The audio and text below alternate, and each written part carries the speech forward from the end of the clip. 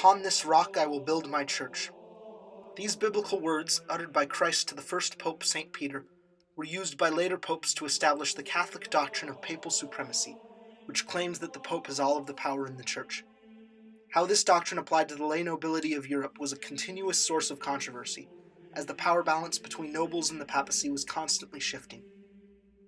The High Middle Ages would prove to be critical in the discussion of this claim and its validity. Everyone from the great thinkers of the time to the Pope himself would have something to say on this matter. Nowhere is this more certain than the 11th century, as three major events test the limits of the Pope's claim to power. In a 50-year span, the Church experienced major clashes, some leaving the Pope with less power, some leaving him with more than ever before.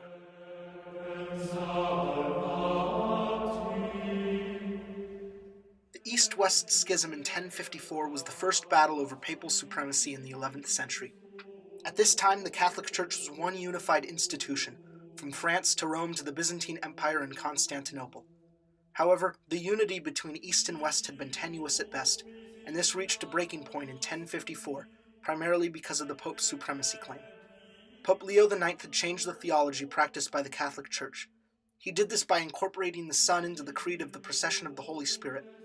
This clashed with the Catholic Church in the East, led by the Patriarch of Constantinople, because the Church in the East was guided by Greek philosophy and their position had always been that the possession of the Holy Spirit remained solely with the Father. Ultimately, though, the Church in the East was more upset that the Pope, technically the Bishop of Rome, had changed it without consulting Constantinople. The head religious figure in Constantinople, Patriarch Michael Cerularius, wanted a say in this new doctrine, while Leo IX insisted that his papal supremacy let him change theological practices without the aid or approval of anyone else.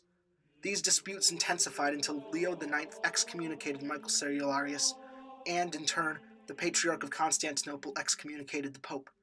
These excommunications were not lifted until 1965, 911 years later. The Eastern Catholic Church became the Eastern Orthodox Church, while the Pope was able to continue being the supreme power in the West, at least, the supreme power over the Church. Papal supremacy caused another major controversy around 20 years after the East-West Schism. The traditional practice in the Catholic Church known as lay investiture meant that secular leaders, such as the Holy Roman Emperor, were able to appoint allies, family members, and friends to influential positions of Catholic authority like bishops or abbots.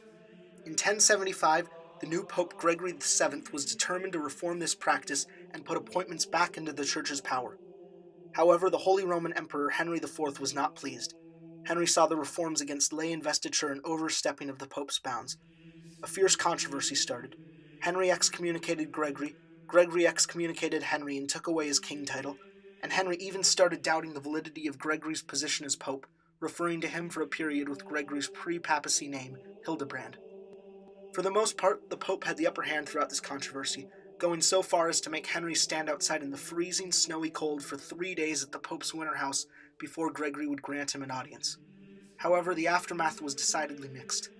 While the immediate aftermath saw a gradual diminishing of imperial power from church business, this was overturned in 1122, when the Holy Roman Emperor was granted investiture abilities again. Despite some victories, Gregory ended up dying in exile, having been removed from power by rebellious Roman citizens. The power of the Pope, though, did receive a major boost after this period, as the Pope in 1095 was able to marshal forces from all across Europe, showing more military might than any emperors or kings at that time.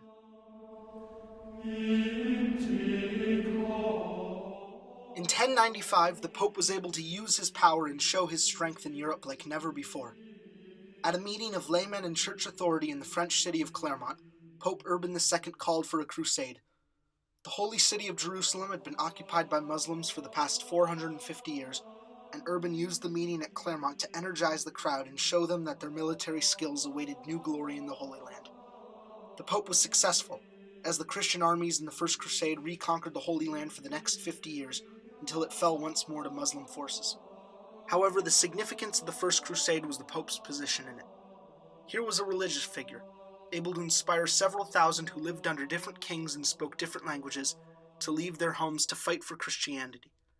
The papacy had had a rocky 11th century, especially in regards to its power, with the East-West Schism which left the Church split, and the investiture controversy, which severely damaged relations with the Holy Roman Emperor.